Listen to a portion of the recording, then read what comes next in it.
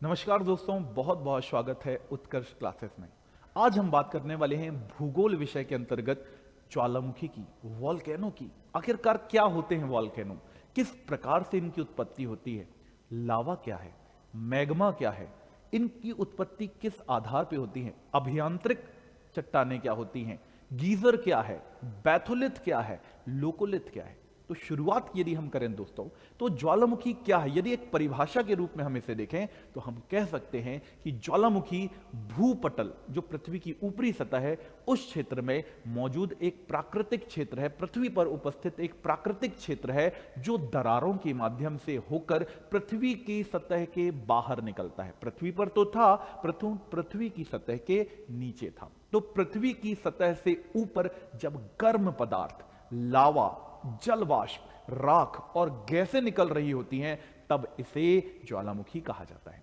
ये दो प्रकार से उगते हैं, एक होता है अभियांत्रिक, दूसरा होता है धरातल के ऊपर। अब अभियांत्रिक लावा क्या होता है, तो सबसे पहले हमें समझना होगा कि मैग्मा और लावा में क्या अंतर है। तो सबसे पहले मैंने आपके सामने दो शब्द रखे हैं, एक है मैग्मा और दूसरा है लावा। तो जब गर्म तप्त पदार्थ सतह के नीचे होता है, भूपर्पटी के नीचे होता है, तब इसे कहा जाता है मैग्मा। और जब यह चट्टान परतों को तोड़कर, भूपर्पटी को तोड़कर सतह के ऊपर आ जाता है, तब इसे कहा जाता है लावा। तो यदि मैग्मा और लावा में से आप बताइए, सतह के नीचे क्या है, मैग्मा। तो यदि सतह के नीचे मैग्मा समय के साथ धीरे धीरे ठंडा हो जाए तो अलग अलग स्वरूपों का निर्माण करता है, जैसे बैथोलिथ, फैकोलिथ, लोपोलिथ, डाइक इत्यादि। वहीं यदि तप्त पदार्थ, जिसे हम कहेंगे लावा, यदि लावा पृथ्वी की क्रस्ट को तोड़कर बाहर आ जाए तो इस प्रक्रिया को ज्वालामुखी प्रक्रिया कहा जाता है। इसी के साथ अन्य प्रक्रिया, जैसे गर्म पानी के झरने, गीजर कहा जाता है, इसकी उत्पत्ति भी हो जाती है। यदि मैं आपसे बात करूं कि अंत के क्या क्या कारण होते हैं, इसकी उत्पत्ति के क्या कारण हैं, तो ज्वालामुखी जो लावा है किस किस कारण से निकल सकता है, तो सबसे पहला कारण है भूगर्भ के जो अंदर है इसका तापमान बढ़ जाए। अंदर तापमान के साथ अन्य जो पदार्थ है उनकी ऊष्मा बढ़ जाए, लावा बड़ी मात्रा में हो जाए, गैस और जो वाष्प है इसकी संख्या बढ़ जाए। इसके अलावा लावा निरंतर किसी चैन के माध्यम से, किसी दरार के माध्यम से बाहर निकलने लगे। तो ये इसके प्रमुख कारण हो सकते हैं। यदि बात करें कि क्यों निकलते हैं, तो सबसे पहले हमें पता होना चाहिए प्लेट्स क्या होती हैं। तो पृथ्वी की जो सबसे ऊपरी परत है इसे प्लेट कहा जाता है, और ये तीन प्रकार की प्रकृति से चल सकती है, परंतु प्लेटों की आधार दो हैं। एक होती है महाद्वीपीय, जिसे कहा जाएगा कॉन्टिनेंटल, और दूसरा होगा महासागरीय, जिसे कहा जाएगा ओशनिक। तो एक हो गई ओशनिक, एक हो गई कॉन्टिनेंटल। अब इनका प्रवाह भी दोस्तों तीन प्रकार से हो सकता है। या तो प्लेटें एक दूसरे से दूर जाएंगी, अपसारी गति, जिसे इंग्लिश में कहेंगे डाइवर्जन। दो प्लेटें एक दूसरे के पास आएंगी, इसे कहेंगे अभिसारी गति, इंग्लिश में कहेंगे कन्वर्जन। और दो प्लेटें एक दूसरे से टकराते, रगड़ खाते हुए आगे बढ़ जाएं तो इसे कहा जाएगा संरक्षी गति कहा जाएगा। तो तीन प्रकार की गतियां होती हैं, पर संरक्षी गति में अधिकांशतः लावा नहीं निकलता है, ज्वालामुखी नहीं निकलता है। तो दो प्लेटें जब अभिसारी और अपसारी गति करती हैं तब ज्वालामुखी प्रक्रिया हो सकती है। चलिए इसे डिटेल में समझते हैं। सबसे पहले यदि मैं देखूं कि डाइवर्जन, यदि डिस्ट्रीब्यूशन हम देखें कि ज्वालामुखी का डिस्ट्रीब्यूशन, वर्गीकरण, वितरण कहां कहां किया गया है, तो ज्वालामुखी का जो वितरण है अलग अलग क्षेत्रों में। इनमें सबसे पहला क्षेत्र जो दिखता है, यह दिखता है प्रशांत महासागर में। प्रशांत महासागर के चारों किनारों पर जहां ज्वालामुखी प्रक्रिया होती है, इसे रिंग ऑफ फायर कहा जाता है, वलय का क्षेत्र कहा जाता है। रिंग ऑफ फायर, यह है प्रशांत वलय का क्षेत्र कहा जाता है, जो हो सकता है एग्जाम में भी आपसे पूछ ले। अब चूंकि प्लेटों में अपसारी और अभिसारी गति होती है, वैसी ही गति इस रिंग ऑफ फायर में भी होती है। कैसे होती है, तो यह प्रशांत महासागर का क्षेत्र है, यह आप देख पा रहे होंगे, यह एशिया महाद्वीप है। यहां नीचे ये ऑस्ट्रेलिया महाद्वीप है, यहां पर उत्तर अमेरिका है, और नीचे यहां पर दक्षिण अमेरिका दृष्टिगोचर होता है। तो इस क्षेत्रों में यदि हम बात करें तो प्रशांत महासागर के पश्चिमी क्षेत्र में यहां पर दो प्लेटें आपस में टकराती हैं और ये दोनों प्लेटें ओशनिक ओशनिक हैं, महासागरीय महासागरीय प्लेटें हैं। तो दो महासागरीय प्लेटों के आपस में टकराने से इन क्षेत्रों में अनेक द्वीप समूहों का निर्माण हुआ है, जैसे इंडोनेशिया जो दुनिया में सबसे ज्यादा द्वीपों का समूह है यहां पर दिखाई देता है। वहीं पर प्रशांत महासागर के पूर्वी छोर पर ओशनिक और कॉन्टिनेंटल महासागरीय और महाद्वीपीय प्लेटें आपस में टकराती हैं।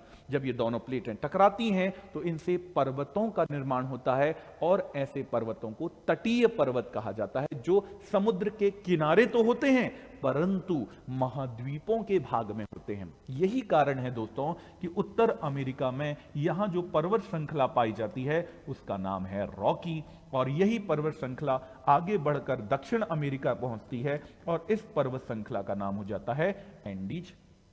इन पर्वत श्रृंखलाओं में अनेक स्थानों पर ज्वालामुखी प्रक्रिया भी होती है। तो आप समझ गए होंगे कि रॉकी और एंडीज के क्षेत्रों में वोल्केनिज्म ज्वालामुखी प्रक्रिया का प्रमुख कारण प्लेटों का आपस में टकराना है, और ये प्लेटें महासागरीय और महाद्वीपीय दोनों प्रकार की हैं। तो पहले नंबर पर हमने देखा वोल्केनो का डिस्ट्रीब्यूशन। रिंग ऑफ फायर, आप देख पा रहे हैं ये पूरा का पूरा अग्नि वलय का क्षेत्र भी इसे कहा जाता है, अग्नि वलय का क्षेत्र। तो अग्नि वलय का क्षेत्र रिंग ऑफ फायर किस महासागर में है? प्रशांत महासागर में है। इंडोनेशिया में भी जो लगातार भूकंप आ रहे हैं इसका कारण भी प्लेटों का आपस में कहीं टकराना, कहीं से एक दूसरे से अपसारी गति का हो जाना है।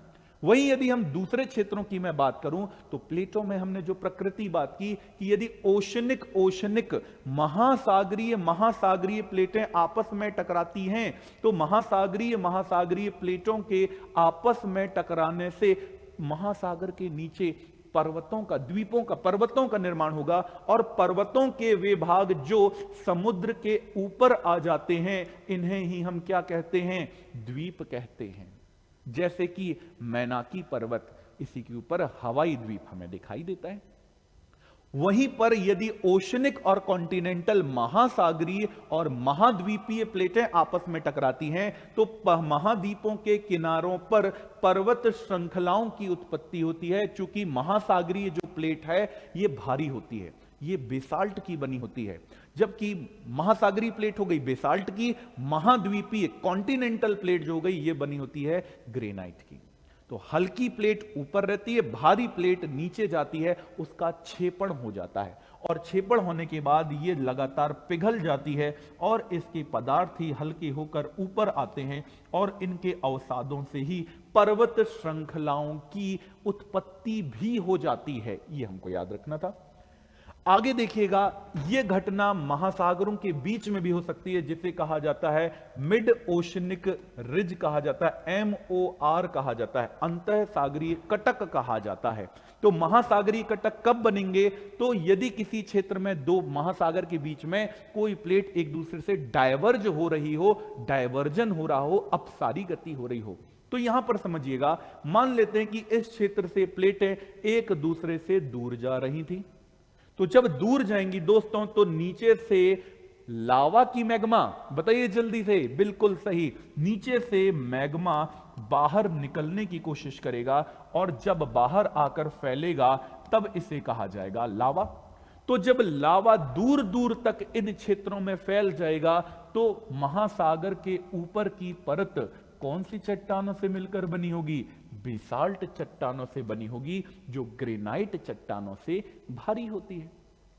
तो महासागरों के लगभग मध्य में, हर जगह मध्य नहीं है, पर महासागरों के क्षेत्रों में जब दो प्लेटें या कोई प्लेट एक दूसरे से दूर जा रही होती हैं, अपसारी गति का प्रभाव कार्य कर रहा होता है, तो वहां पर से बेसाल्ट चट्टानें बनती हैं और इस जगह को मध्य अटलांटिक कटक कहा जाता है, क्योंकि अटलांटिक महासागर में सबसे पहले इस घटना को देखा गया था। तो इसे ही मिड ओशनिक रिज कहा जाता है। आगे बढ़ जाते हैं यहां पर से। आगे यदि देखें तो भूमध्य सागर, जिसे इंग्लिश में मेडिटेरियन सी भी कहा जाता है, भूमध्य सागर के क्षेत्रों में बहुत सारी प्लेटें एक दूसरे के पास भी आ रही होती हैं, एक दूसरे के दूर भी जा रही होती हैं। यही कारण है कि भूमध्य सागर के आसपास का क्षेत्र बहुत ही ज्यादा अस्थिर है। यहां ज्वालामुखी प्रक्रिया देखने मिलती है। अब कौन कौन से ज्वालामुखी मिलते हैं, तो आपने एक देश का नाम सुना होगा दोस्तों, इटली। इटली के आसपास बहुत सारे द्वीप हैं जो सक्रिय हैं, जो ज्वालामुखी द्वीप कहलाते हैं, जैसे एटना, विशुवियस, सिसिली इत्यादि। तो ये सभी प्रक्रिया भूमध्य सागर के आसपास के क्षेत्रों में होती है, जो अस्थिर है। कहीं प्लेटें पास आ रही हैं, कहीं प्लेटें दूर जा रही हैं। आगे बढ़ते हैं। इसमें एक अलग प्रकार होता है जिसे कहा जाता है हॉट स्पॉट, प्लूम कहा जाता है। अब हॉट स्पॉट क्या है? कोई ऐसा क्षेत्र जहां से दरारों के माध्यम से समुद्रों के बीच में यदि कहीं क्षेत्रों से लावा निरंतर बाहर निकल रहा है, मैग्मा किस रूप में निकल रहा है? लावा के रूप में निकल रहा है, तो ये जो क्षेत्र दिखाई देता है, इस क्षेत्र जहां से लावा निरंतर निकल रहा है, उस क्षेत्र को ही मूल रूप से क्या कहा जाता है?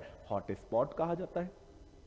अब चूंकि लावा निकल रहा है और यदि कहीं से प्लेटों की प्रकृति एक दूसरे से वहां से निकल रही, यदि मान लेते हैं कि एक क्षेत्र था जहां से लावा निकल रहा है, ये वो स्थान है जहां से लावा निकल रहा है, परंतु ऊपर की प्लेट लगातार खिसक रही है, या तो अपसारी हो रही होगी या अभिसारी गति हो रही होगी। तो यदि लावा यहां से निकल रहा है अंदर से और प्लेट लगातार खिसक रही है वहां से, तो होगा ये कि उसके ऊपर लगातार लावा जमता जाएगा। और लावा के जमने से कौन सी चट्टानें बनती हैं? बेसाल्ट चट्टानें बनती हैं। तो होगा ये कि समय के साथ ऐसी पूरी द्वीप श्रृंखला निर्मित हो जाएगी। समय के साथ ऐसी श्रृंखलाओं को भी हम अभी देखने वाले हैं। पर हॉट स्पॉट क्या है? वह क्षेत्र जहां से अंदर से लावा निरंतर निकल रहा है। ऐसी श्रृंखला हमें दिखाई देती है अलास्का के निकट। अब उत्तर अमेरिका जब हम पढ़ते हैं तो आपने ऐसा देखा होगा कि उत्तर अमेरिका में अलास्का एक राज्य है। इस अलास्का राज्य के निकट यहां पर पूरी द्वीपों की एक श्रृंखला दिखाई देती है, जो ये दिख रही है आपको। इस द्वीपीय श्रृंखला को कहा जाता है अलूशियन द्वीप। तो अलूशियन द्वीप का निर्माण प्रमुख रूप से हॉटस्पॉट के माध्यम से हुआ है। रियूनियन द्वीप, जहां से भारत उत्तर पूर्व की दिशा में आगे बढ़ा था, वहां पर भी हॉटस्पॉट की ही प्रकृति थी। आगे बढ़ते हैं दोस्तों। आगे देखते हैं कि ज्वालामुखी के बारे में जितनी भी चीजें हमने पढ़ी, हम उसके बारे में क्या क्या लिख सकते थे। तो हमें इसे यदि प्रश्न आ जाए ज्वालामुखी की क्या परिभाषा है, तो हम लिखेंगे ज्वालामुखी भूपटल पर उपस्थित एक प्राकृतिक क्षेत्र है। तो सबसे पहला डायमेंशन हमने बनाया कि जो ज्वालामुखी है ये प्रकृति पर उपस्थित एक प्राकृतिक क्षेत्र है, जहां से होकर क्या क्या निकलता है? तो यहां से होकर पिघला हुआ लावा, मैग्मा, गैसें, जलवाष्प इत्यादि बड़ी मात्रा में निकल सकते हैं। कितने प्रकार के होते हैं? तो यदि मैं इसके प्रकार की बात करूं तो ये दो प्रकार से हो सकते हैं। एक हो सकते हैं अभियांत्रिक, जो सतह के अंदर ही घटित होंगे, और एक होंगे बाह्य। अभियांत्रिक से आशय है क्रस्ट के नीचे यदि कोई प्रक्रिया हो रही है, धीरे धीरे ठंडे होने की प्रक्रिया हो रही है, तब उसे कहा जाएगा अभियांत्रिक। अभियांत्रिक भी से हम कह सकते हैं अभियांत्रिक प्रक्रिया में लावा जो है मैग्मा जो है नीचे सतह के नीचे ठंडा होता है, जिससे ग्रेनाइट की संरचना बनती है। जैसे कौन कौन सी संरचनाओं का निर्माण होता है? तो यहां पर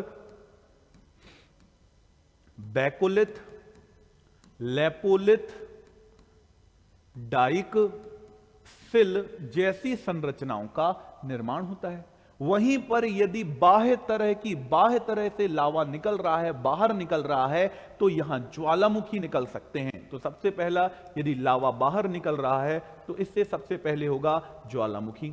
यदि गैसें निकल रही हैं तो यहां पर बन सकता है गीजर, यहां पर बन सकता है गर्म पानी का कुंड, आपने कई बार ये नाम सुना होगा कि कुछ क्षेत्रों में गर्म पानी के कुंड पाए जाते हैं, जैसे हिमाचल प्रदेश में मणिकर्ण गर्म पानी का कुंड है।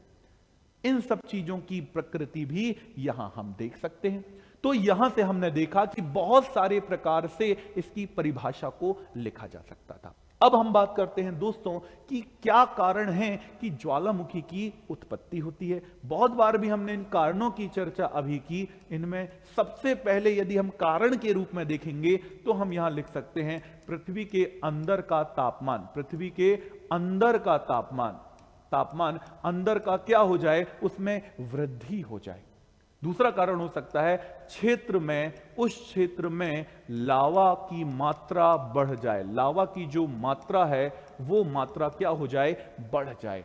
इसके अलावा आंतरिक क्षेत्रों में गैसों की संख्या, गैसों के अलावा याद रखना है गैसों व वाष्प की मात्रा में वृद्धि हो जाए। वाष्प की मात्रा में वृद्धि हो जाए, इंक्रीज यदि हो गया है तब भी निकल सकता है। इसके अलावा कोई क्षेत्र में दरारों की उत्पत्ति हो जाए, तो यदि कोई दरार का क्षेत्र उन्हें मिल जाए, ऐसा क्षेत्र मिल जाए जहां से उनकी उत्पत्ति बाहर के क्षेत्रों में हो सकती है, तो जरूर आप देखिएगा कि यहां पर क्या हो सकता है, यहां से लावा और ज्वालामुखी की उत्पत्ति हो सकती है। अब हम बात करते हैं दोस्तों ज्वालामुखी के कितने प्रकार होते हैं। मेंस में बहुत ही महत्वपूर्ण टॉपिक हो सकता है, 11 अंक में आ सकता है मुख्य परीक्षा में कि ज्वालामुखी के प्रकार बताइए। तो ज्वालामुखी के पहले प्रकार की यदि मैं बात करूं तो यह होता है अवधि के आधार पे, टाइम टेकन के बेस पर। तो अवधि के आधार पर ज्वालामुखी 3 प्रकार के होते हैं। सबसे पहला एक्टिव वॉल्केनो, सक्रिय ज्वालामुखी। ऐसे ज्वालामुखी जिनसे निरंतर लावा, गैस, जलवाष्प सभी चीजें निकल रही होती हैं, इन ज्वालामुखियों को एक्टिव या सक्रिय ज्वालामुखी कहते हैं। दुनिया में बहुत सारे सक्रिय ज्वालामुखी, जैसे भारत का बैरन द्वीप, सुषुप्त ज्वालामुखी। ऐसे ज्वालामुखी डोरमेंट वॉल्केनो कहा जाता है। तो डोरमेंट वॉल्केनो ऐसे ज्वालामुखी होते हैं जो वर्तमान में तो उद्गार नहीं कर रहे हैं, परंतु कभी भी इनसे लावा निकल सकता है, ये जनहानि पहुंचा सकते हैं।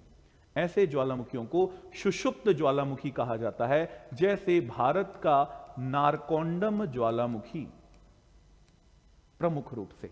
यहां पर हम लिखेंगे भारत का बैरन ज्वालामुखी। 3rd नंबर में आता है मृत ज्वालामुखी, इसे कहा जाता है एक्सटिंक्ट वॉल्केनो।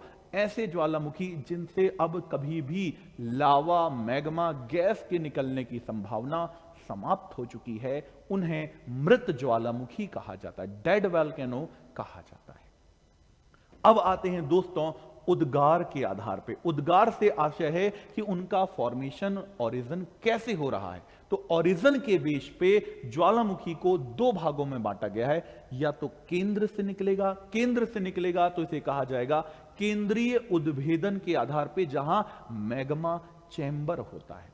दूसरा होता है दरारीय उद्भेदन के आधार पे कि 2 प्लेटें एक दूसरे से दूर खिसक गई, डायवर्ज हो गई, और इन डायवर्जन के कारण अंदर से गर्म मैग्मा लावा के रूप में बाहर फैल गया। तो यदि मैं बात करूं दोस्तों केंद्रीय उद्भेदन के आधार पर, तो केंद्रीय उद्भेदन के आधार पर ज्वालामुखी 5 प्रकार के होते हैं। कौन कौन से होते हैं? तो हवाई तुल्य, स्ट्रोम्बोली तुल्य, वॉल्केनो तुल्य, पीली या पीलियन तुल्य, और लास्ट में विसुवियस तुल्य। तो इस प्रकार से केंद्रीय उद्भेदन के आधार पे 5 अंक में प्रश्न हो सकता है, ज्वालामुखी किसे कहते हैं, केंद्रीय उद्भेदन के आधार पर वर्गीकृत कीजिए। तब हम क्या लिखेंगे? तब हम लिखेंगे कि ज्वालामुखी क्या प्रक्रिया है, जो परिभाषा थी। इसके बाद लिखेंगे वर्गीकरण, एक डायमेंशन 5 पार्ट का बना देंगे, जिसमें पहला बताएंगे हवाई तुल्य ज्वालामुखी। तो क्या होते हैं? ऐसे ज्वालामुखी जिसमें गैसें कम मात्रा में होती हैं, जिसमें गैसें कम मात्रा में होती हैं, ऐसे ज्वालामुखी और ऐसे क्षेत्रों से उद्गार बहुत ही ज्यादा शांत होता है। अब क्यों होगा? क्योंकि गैसें कम है, गैस के कम होने से वहां पर जो प्रक्रिया, निकलने की प्रक्रिया है, ये बहुत शांत हो जाएगी। अब बात करते हैं दूसरे तुल्य ज्वालामुखी की, जिसका नाम है स्ट्रोम्बोली तुल्य ज्वालामुखी। इसमें गैसों की जो मात्रा है दोस्तों, इसमें गैसों की मात्रा भी मध्यम होती है। यही कारण है कि यहां से निकलने वाला जो लावा है उसकी गति भी मध्यम होती है। तो गैसें कम तो लावा का प्रवाह भी कम, प्रवाह भी शांत। यदि गैसें हैं मध्यम, सीमित मात्रा में है, तो प्रवाह भी होगा सामान्य, अर्थात उद्गार की जो प्रकृति होगी वो भी कैसी होगी, सामान्य होगी। तीसरे नंबर पर देखते हैं वोल्केनो तुल्य ज्वालामुखी। वोल्केनो तुल्य ज्वालामुखी ऐसे ज्वालामुखी होते हैं जिनमें भीषण विस्फोट होता है।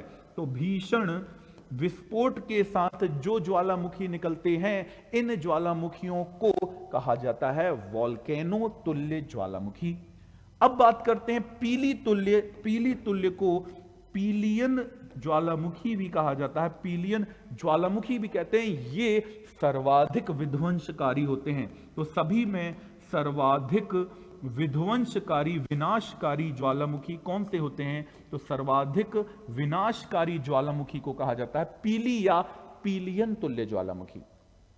अंत में आ जाते हैं दोस्तों विसुवियस तुल्य ज्वालामुखी। तो विसुवियस तुल्य ज्वालामुखी ऐसे ज्वालामुखी होते हैं जिनमें पर्याप्त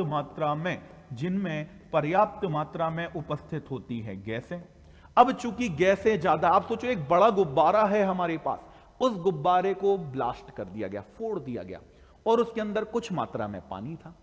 तो जब ब्लास्ट किया जाएगा तो पानी के जो टुकड़े होंगे, जो पानी के कण होंगे, दूर दूर तक फैलेंगे। यही कारण है कि पर्याप्त गैसों की उपस्थिति के कारण यहां पर का जो लावा है वो लावा सर्वाधिक ऊंचाई तक जाता है। तो ये इसके 5 प्रमुख डायमेंशंस हो गए हैं: हवाई तुल्य, स्ट्रोम्बोली तुल्य, वोल्केनियन तुल्य, पीली तुल्य और विसुवियस तुल्य। अब बात करते हैं दोस्तों दरारीय उद्भेदन के आधार पर। तो दरारीय उद्भेदन क्या है? यदि किसी जगह से प्लेटों में अपसारी, डायवर्जन हो रहा है, तो अंदर का मैग्मा लावा के रूप में बाहर आता है और शांत रूप से दूर तक फैल जाता है। जैसा देखा आपने दक्कन के पठार को रूप देख सकते हैं हम कि आराम से लावा निकला और दूर तक इस क्षेत्रों में फैल गया। तो दरारी उद्भेदन से आशय है ऐसे ज्वालामुखी जो दरारों से निकलकर बने हैं। मूल रूप से आप मध्य अटलांटिक कटक का जो क्षेत्र है इस स्वरूप में देख सकते हैं। अंत में बात करते हैं लिक्विडिटी के आधार पर कि वो कितना फ्लूइड है। फ्लूइड या लिक्विडिटी के बेस पर ज्वालामुखी को 2 भागों में बांटा गया, या तो वो एसिडिक होंगे, अम्लीय होंगे, या तो वो क्षारीय होंगे। तो अम्लीयता और क्षारीयता का मूल आधार जो है वो है सिलिका। यदि दोस्तों सिलिका की मात्रा 65 से 85% के बीच में होगी तो वो लावा जो होगा गाढ़ा होगा। वो लावा कैसा हो जाएगा? ये लावा हो जाएगा तरल।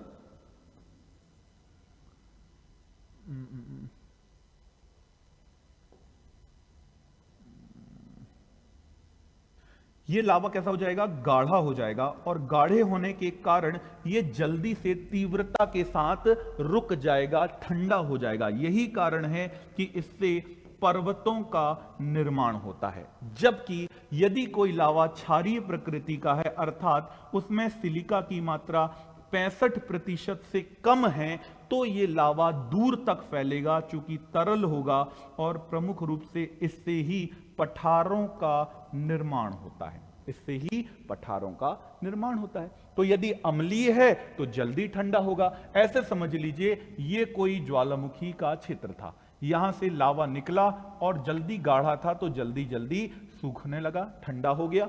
इससे क्या होगा? पर्वत जल्दी जल्दी, पर्वतों का निर्माण होगा, ज्वालामुखी पर्वत बन जाएंगे। वहीं पर यदि कोई लावा किसी क्षेत्र से निकल रहा था और वो तरल था, तो ये होगा ये कि ये दूर तक फैलेगा, और दूर तक जब फैलेगा तो सीधी सी बात है इससे पठारों का निर्माण होगा। तो यदि कोई लावा तरल दिखता है तो दूर तक जाएगा, क्षारीय होगा। यदि कोई लावा से पर्वतों का निर्माण हो रहा है, ऊंचे ऊंचे पर्वत शिखर बन रहे हैं, तो वो होगा लावा। अब आप बताइए मुझे, भारत में दक्कन का पठार किस प्रकार के लावा से बना है, अम्लीय या क्षारीय? तो आप समझ गए होंगे, दूर तक फैला अर्थात ये कैसा है, क्षारीय लावे का प्रकार था। अब दो प्रकार जो हमने बात की उसकी बात कर लेते हैं। एक होता है बेसाल्टिक इरप्शन, दूसरा होता है एंड्रेसाइटिक इरप्शन। बेसाल्टिक जो इरप्शन है इससे आशय है उद्भेदन है, बेसाल्टिक उद्भेदन, इससे आशय यह है कि जो ये लावा है ये बिल्कुल शांत प्रकृति से हमेशा निकलता रहता है, दूर तक जाता रहता है, गैसों की संख्या कम होती है, तो सामान्य रूप से कोई भी व्यक्ति इसे देख भी सकता है। परंतु यदि मैं आपसे कहूं एंड्रेसाइटिक, तो एंड्रेसाइटिक इरप्शन में गैसों की संख्या होती है ज्यादा। अब यदि यहां पर कोई व्यक्ति चला जाए तो आप समझ सकते हैं विस्फोट इतना भयंकर होगा कि व्यक्ति तो बचने वाला नहीं है। तो इस प्रकार से बेसाल्टिक इरप्शन और दूसरा हो गया एंड्रेसाइटिक इरप्शन। अब और आगे की ओर हम इसे बढ़ते हैं, इनमें अब आते हैं अलग अलग प्रकार होते हैं, जिनमें से इंपॉर्टेंट है शील्ड या ढाल नुमा आकार में बनने वाली आकृति। तो शील्ड डोम वॉल्केनो किसे कहते हैं, तो शील्ड या डोम वॉल्केनो उस क्षेत्र में बनता है जब लावा की जो प्रकृति है वो अत्यंत ही ज्यादा तरल होगी, लिक्विड होगी। लिक्विड होगा तो क्या होगा, दूर तक फैलेगा। दूर तक फैलने से आप देख सकते हैं एक ढाल, योद्धाओं के हाथ में जो ढाल होती थी, शील्ड होती थी, उसी आकार में, चूंकि तरल ज्यादा था, तरल होने से वो दूर तक फैला। इसीलिए इस प्रकार से तरल लावे से जो निर्मित होगी, मूल रूप से जो हॉट स्पॉट जिसकी हमने बात की थी दोस्तों अभी थोड़ी देर पहले, हॉट स्पॉट के कारण जो लावा निकलता है उसकी प्रकृति अधिकांशतः तरल होती है। जैसे रीयूनियन के पास से भारतीय उपमहाद्वीप निकल रहा था उत्तर पूर्व में, तो भारत में भी ऐसा ही लावा आया जिससे दक्कन के पठार का निर्माण हुआ। उसी प्रकार से हॉट स्पॉट से मूल रूप से निर्मित या तरल लावा से निर्मित संरचनाओं को डोम या शील्ड ज्वालामुखी के नाम से जाना जाता है। अब ये कहां देखने मिलते हैं, तो ये हमें देखने मिलेंगे प्रशांत के चौराहा के रूप में। प्रशांत का चौराहा किसे कहा जाता है, तो प्रशांत का चौराहा कहा जाता है हवाई द्वीप को। तो हवाई द्वीप के पास जो भी ज्वालामुखी हमें दिखते हैं वो सब शील्ड के आकार में, ढाल नुमा आकार में दिखाई देते हैं। आगे बढ़ते हैं। अब यदि मैं बात करूं सिंडर कोन की, सिंडर माने हिंदी में होता है राख। तो ऐसे ज्वालामुखी पर्वत जिनका निर्माण प्रमुख रूप से ज्वालामुखी से निकले हुए राख से हुआ है। अब आप बताइए, क्या सिंडर राख की मात्रा बहुत ज्यादा होती है? नहीं होती। तो जब राख की मात्रा कम है तो सीधी सी बात है सिंडर कोन जो राख से निर्मित ज्वालामुखी हैं, इनका आकार भी कैसा होता है, छोटा होता है। अब इसमें पेरिकुटन ज्वालामुखी जो कहां पर है, मैक्सिको में है, ये इसका सबसे प्रमुख उदाहरण है, मुख्य उदाहरण के रूप में हमें दिखाई देता है। तो जो सबसे बड़े आकार में थे शील्ड, जो सबसे छोटे रूप में दिख रहे हैं वो राख या सिंडर से निर्मित ज्वालामुखी है। आगे बढ़ते हैं, अन्य में देखते हैं। अब देखते हैं कंपोजिट कोन, मिश्रित शंकु। अब ऐसे ज्वालामुखी जो राख, कंकड़, पत्थर, मिट्टी, अन्य पदार्थों से मिलकर बने होते हैं, ऐसे ज्वालामुखियों को प्रमुख रूप से मिश्रित ज्वालामुखी कहा जाता है। अर्थात जिनका निर्माण उसी से निकले हुए पदार्थों से, राख, मिट्टी, कीचड़, कंकड़, पत्थर इत्यादि के मिलने से, कंकड़, पत्थर, जलवाष्प इत्यादि के मिलने के परिणाम स्वरूप होता है। ऐसे ज्वालामुखियों को कंपोजिट वॉल्केनो कहा जाता है। जैसे आपने सुना होगा बड़े बड़े नाम, स्ट्रोम्बोली कहां का प्रकाश स्तंभ, आपको पता होना चाहिए, विशुवियस, फ्यूजियामा जापान, तो सभी भूमध्य सागर का प्रकाश स्तंभ है भाई स्ट्रोम्बोली, वो सभी के बारे में देखा आपने। आगे बढ़ते हैं और बातें करते हैं। 3 मार्कर और 5 मार्कर में आ सकती हैं कि क्रेटर किसे कहते हैं, कॉल्डेरा किसे कहते हैं। तो वह क्षेत्र जहां से लावा निकल रहा होता है, तो ज्वालामुखी का जो मुख होता है जहां से लावा बाहर निकलता है, यदि वो क्षेत्र अब शांत हो चुका है, सूख चुका है, अब यहां से लावा बाहर नहीं निकल रहा है। तो ज्वालामुखी के मुख को, जो अब सूख चुका है, शुष्क हो चुका है, इस मुख को ही क्रेटर कहा जाता है। पर कई बार वर्षा, बादल जो वर्षा होती है, उस कारणों से इस मुख में जल की भराव हो जाता है। जल का भर जाने से, जल के भराव हो जाने से कई बार इन क्षेत्रों में झीलों का निर्माण हो जाता है। तो इस प्रकार से क्रेटर अर्थात ज्वालामुखी के मुख में बनी हुई झीलों को कॉल्डेरा भी कहा जाता है। तो ऐसा मुझे विश्वास है कि क्रेटर पूछे, कॉल्डेरा पूछे, दोनों बन जाएगा। क्रेटर ज्वालामुखी का सूखा हुआ मुख है, उस मुख में यदि जल भराव हो जाए तो उससे निर्मित झीलों को कॉल्डेरा कहा जाता है। आगे बढ़ते हैं और चीजों की बात करते हैं। अब बारी आ रही है फ्यूमारोल की, कि क्या होता है फ्यूमारोल। इसे हिंदी में कहा जाता है धुआंरे। तो धुआंरे क्या है? वह क्षेत्र जहां से वॉल्केनिज्म चल रहा था, ज्वालामुखी प्रक्रिया चल रही थी, पर अब ज्वालामुखी धीरे धीरे शांत हो रहा है, जहां से अब वर्तमान में केवल गैसें निकल रही हैं। तो ऐसे क्षेत्र जहां से ज्वालामुखी गैसें निकल रही होती हैं और लगातार सक्रिय से निष्क्रियता की ओर वह बढ़ रहा होता है, ऐसे क्षेत्रों को फ्यूमारोल या धुआंरे कहा जाता है। सभी बहुत ही महत्वपूर्ण हैं और मुख्य परीक्षा में कभी भी पूछे जा सकते हैं। अब आते हैं दोस्तों गीजर के ऊपर। गीजर गीजर ही रहेगा। अब ये वो गीजर नहीं है जो हमारे घरों में लगा हुआ है, परंतु प्रकृति वही है गर्म पानी की। तो क्या होता है गीजर? समझिएगा, ऐसा ज्वालामुखी क्षेत्र जहां पर मैग्मा का चैम्बर था, पाइपलाइन थी, उस पाइपलाइन से अब पानी, अब लावा नहीं निकलता है, तो क्या होगा? उन क्षेत्रों में वर्षा काल के दौरान या किसी जल के क्षेत्र की उपस्थिति के कारण पानी भर गया है, क्योंकि अंदर से गर्म वाष्प निकल सकती है। और यदि किसी आंतरिक क्षेत्रों में कोई सूखा क्षेत्र था जहां पर पानी तो पहुंच गया, परंतु आंतरिक ताप के कारण वो भाप में बदलकर प्रेशर के कारण यदि बाहर की ओर पानी को धकेल रहा है, तब यही घटना गीजर कहलाती है। ऐसे हजारों गीजर ग्रीनलैंड में पाए जाते हैं, परंतु दुनिया का सबसे बड़ा गीजर ओल्ड फेथफुल गीजर है, जो यूएसए में येलो स्टोन नेशनल पार्क में है। ये आप जो देख रहे हैं कि यहां से तीव्रता के साथ जब पानी बाहर की ओर निकलता है, यही घटना गीजर कहलाती है। गीजर के जैसे ही एक दूसरी घटना होती है जिसे कहते हैं हॉट स्प्रिंग। इसे कहा जाता है गर्म पानी का कुंड। यह गर्म पानी का कुंड अनेक क्षेत्रों में हो सकता है, कोई जरूरी नहीं है कि ज्वालामुखी ही क्षेत्र हो। यदि किसी क्षेत्र में प्लेटों के गर्म होने के कारण या आंतरिक ताप के कारण यदि कोई ऊपरी भूमिगत जल गर्म हो जाता है, तो इस गर्म हो जाए गए जल में अनेक प्रकार के कई बार खनिज मिल जाते हैं, और इन खनिज युक्त जल में स्नान करने से कई बार त्वचा संबंधी रोग का निराकरण भी हो जाता है। तो हॉट स्प्रिंग क्या है? केवल गर्म पानी का कुंड है। इस कुंड से पानी बाहर की ओर नहीं निकलता है, केवल पानी शांत रहता है।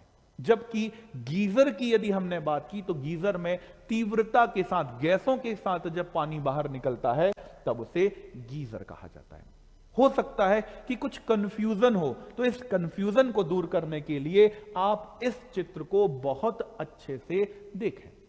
यहां आप देख पा रहे होंगे दोनों जगह पर, ये जहां मैंने टिक लगाया है, ये दोनों मैग्मा चैम्बर हैं, जहां से प्राचीन समय में पानी निकलता, लावा निकलता रहा होगा। तो इस मैग्मा चैम्बर से अब लावा मैग्मा नहीं निकलता है, अब ये खाली है।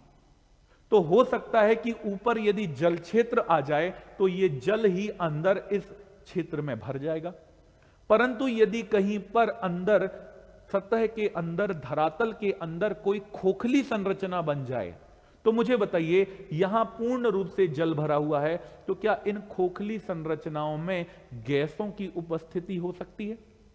पानी गर्म हुआ, भाप में बदला, स्टीम में बदला, और जब स्टीम हल्की होगी तो सतह की ओर ही दौड़ेगी, और यहां तो पूरा पानी भरा हुआ है। तो सोचिए, जब वाष्प यहां तीव्रता के साथ ऊपर की ओर भागेगी तो ऊपरी जल भी ऊपर की ओर दौड़ेगा।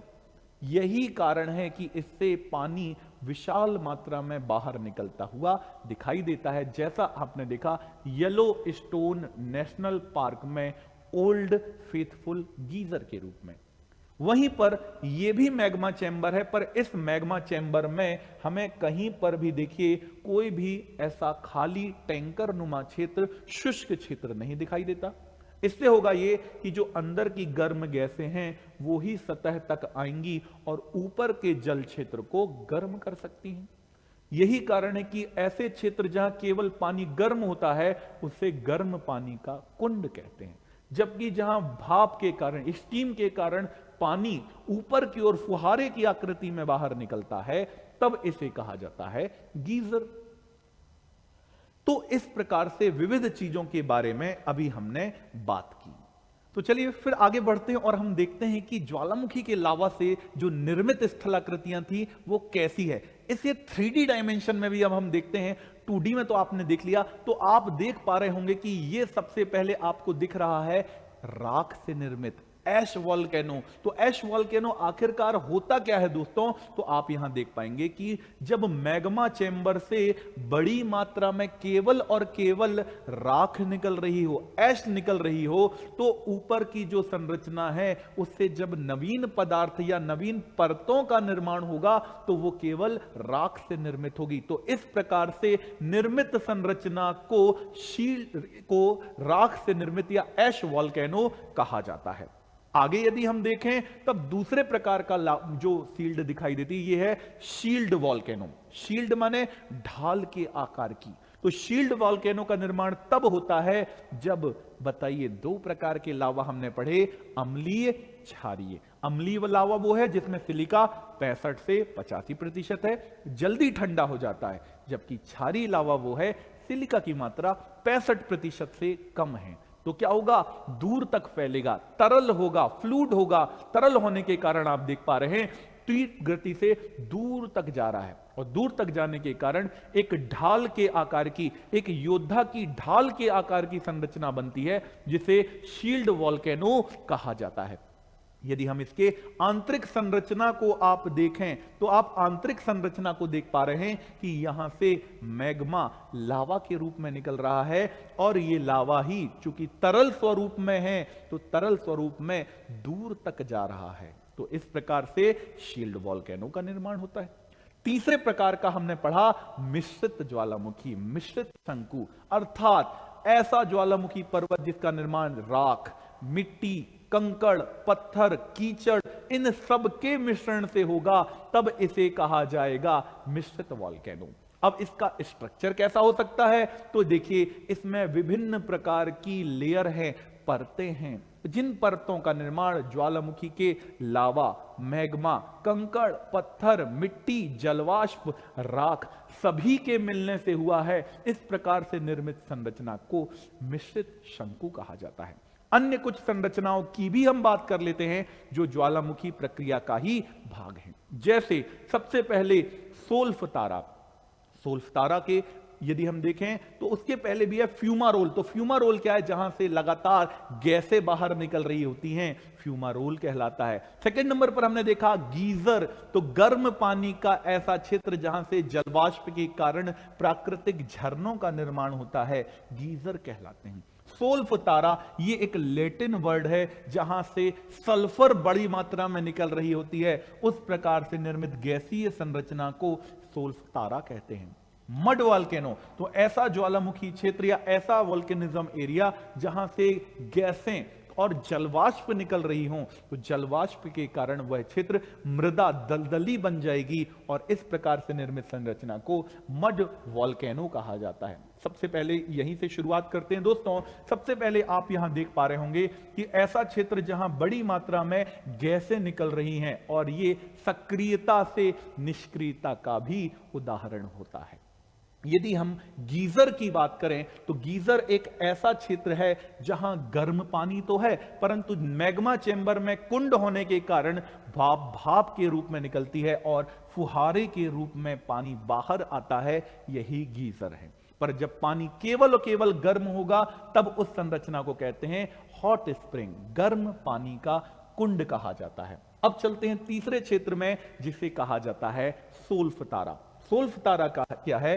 तो ये एक लैटिन भाषा का शब्द है। सोल्फ का अर्थ होता है जहां से सल्फर गैस बड़ी मात्रा में निकल रही हो, तो उससे निर्मित संरचना सोल्फ तारा कहलाती है। अंत में वह ज्वालामुखी क्षेत्र जहां से जलवाष्पों की मात्रा पर्याप्त निकल रही हो, अधिक निकल रही हो, इससे क्या होगा? आसपास का क्षेत्र कीचड़ या दलदल में बदल जाएगा और इस प्रकार से निर्मित संरचना को मड वॉल्केनो कहा जाता है। और यदि हम अब बात करें दोस्तों कि अलग अलग प्रकार से अलग अलग संरचनाएं क्या होती हैं, दुनिया में कौन कौन से क्षेत्र हैं जहां अलग अलग प्रकार के पर्वत स्थल खंड में पाए जाते हैं, तो कुछ की बात कर लेते हैं। जैसे हेक्ला लॉकी आइसलैंड में है, माउंट रेनियर यूएसए में है, चिम्बाराजो इक्वाडोर में है, माउंट मियाना ये फिलीपींस देश में दिखाई देता है, शास्ता यूएसए देश में दिखाई देता है, माउंट ताल फिलीपींस देश में दिखाई देता है, कोह सुल्तान ईरान देश में दिखाई देता है, कोटोपैक्सी बहुत ही प्रमुख इक्वाडोर देश में है, एटना सिसिली द्वीप इटली में दिखाई देता है, मोना लोआ हवाई द्वीप के पास में है, विशुवियस भी इटली देश के पास में है। इसके अलावा किलिमंजारो तंजानिया देश में दिखता है, ओडीएस ओजस डेल सेलाडो चिली और अर्जेंटीना की बॉर्डर पर दिखाई देता है, फ्यूजियामा जापान में दिखाई देता है, क्राकातोवा इंडोनेशिया में है, माउंट रेनियर और हुड यूएसए देश में है, पोपो कैपिटल मैक्सिको में है। इस प्रकार के विविध आयामों को आज हमने एक बहुत ही शॉर्ट समय में करने की कोशिश की है। इसी प्रकार के इंफॉर्मेटिव वीडियोस के लिए लगातार उत्कर्ष क्लासेस के साथ जुड़े रहिए। जय हिंद।